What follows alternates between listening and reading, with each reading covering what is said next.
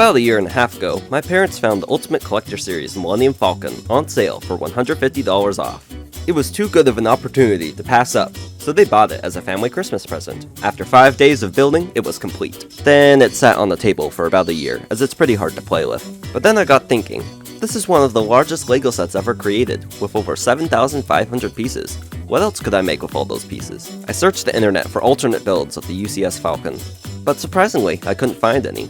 I guess not many people are willing to take apart a set that took a week to build, but I don't have such weaknesses. So after a couple days of taking the set apart, it was time to attempt to design an alternate build. It turns out the Millennium Falcon is the only official UCS set from the sequel trilogy, which is too bad because even though the movies were mediocre, there are still some cool spaceships that were introduced, like the MG-100 Star Fortress SF-17, or the Resistance Bomber.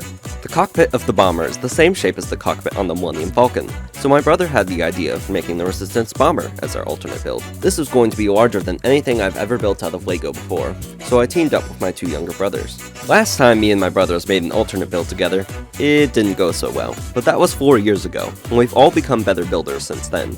And this time, we have a lot more pieces to work with.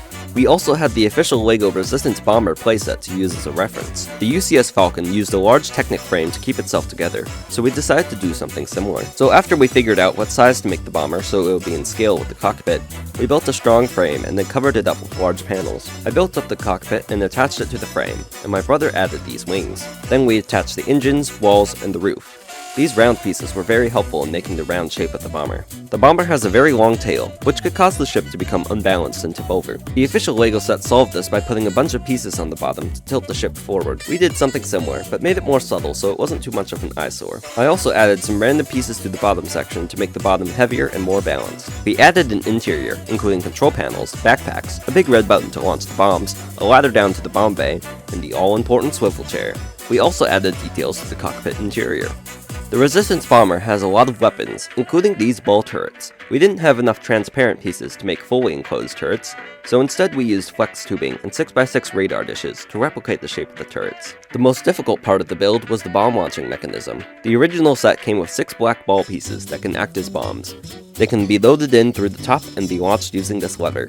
Now, the UCS Falcon didn't have any ball pieces to use as bombs, but we decided to make a bomb launching mechanism for them anyway. The bombs can be loaded in through a hatch on the top. Then, to launch all the bombs, we opened up the bay doors on the bottom and pulled the lever. It's a pretty simple mechanism, but we had to make a lot of adjustments to make sure the bombs wouldn't get stuck on the inside. But now the mechanism works perfectly every time. After adding a few more details and stealing some minifigures from the Resistance Bomber set, our alternate build was complete. It measures 73 centimeters long, 43 centimeters wide, and 45 centimeters tall.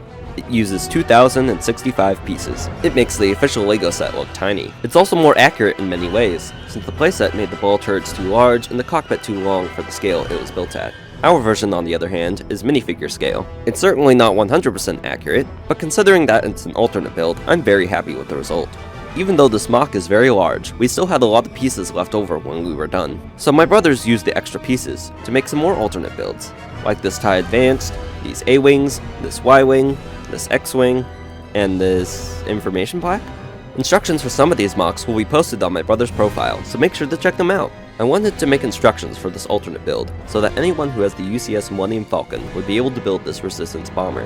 However, this build is large and complex, and it would be difficult to create high-quality instructions in Studio like I do with some of my other mocks. But I still want people to have the chance to recreate this build for themselves. So instead of dramatically destroying the bomber, me and my brothers took apart the build piece by piece and took pictures to show where everything goes. Then I just reversed the order of the pictures and bam, makeshift instructions. If you want to try to build this yourself, the link to these pictures is in the description. Since these are untested instructions, and this is a large and complicated build, only experienced LEGO builders should attempt to build this.